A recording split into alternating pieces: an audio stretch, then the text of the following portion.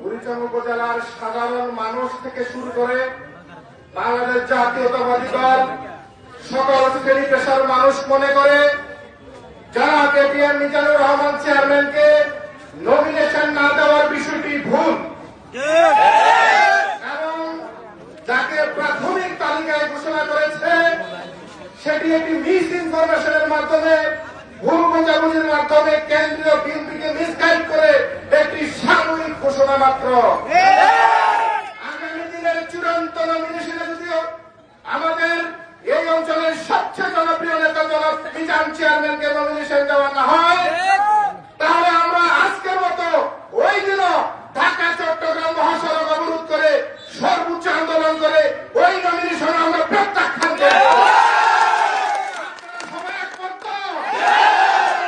অথবা যদি পুনর্বিতভাবে পুনরায় এই নমিনেশন বিতর্কিতভাবে অন্য কাউকে দেওয়া হয় তাহলে আমরা দল থেকে পদত্যাগ করব।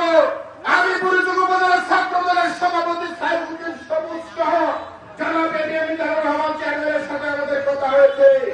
যদি আমাদের চেয়ারম্যানকে নমিনেশন না দেওয়া হয়, যদি এই নমিনেশন প্রত্যাহার করে পুনরায় চূড়ান্তভাবে চেয়ারম্যানকে ঘোষণা না দেওয়া হয় তাহলে আমরা 100 না হাজার নেতা কর্মী দল থেকে পদত্যাগ করে জনতার মতামত নিয়ে মিজান চেয়ারম্যানকে নিয়ে আমরা নির্বাচনে অংশগ্রহণ করবো।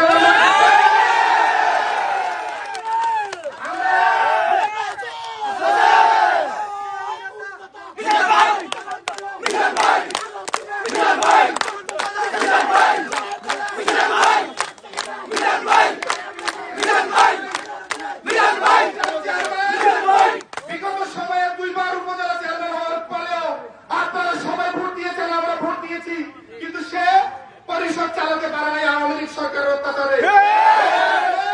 জনগণ চায় সে সংসদে নির্বাচিত হয়ে সংসদে গিয়ে এই কুমিল্লা 5 নির্বাচন এলাকার মানুষের পক্ষে কথা বলে।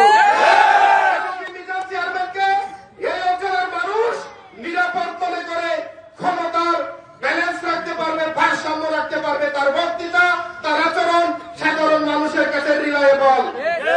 তাকে নমিনেশন দেওয়া হয়েছে প্রাথমিক তালিকায়, তাকে ইতিমধ্যে কুমিল্লা বাজার মানুষ ঝুঁকিপূর্ণ ব্যক্তি হিসেবে তালিকাভুক্ত করেছে। আমরা সবাই এই অঞ্চলের জন্য তাকে বিপজ্জনক ব্যক্তি মনে করি। আমি কথা বলাচ্ছি না, সালাউদ্দিন ভাই কথা বলবে। আমি আবারও বলছি, কেটিএম মিজানুর রহমান চেয়ারম্যান সহ কুমিল্লা 5 থেকে প্রায় 1000 নেতা কর্মী পদত্যাগ করবে যদি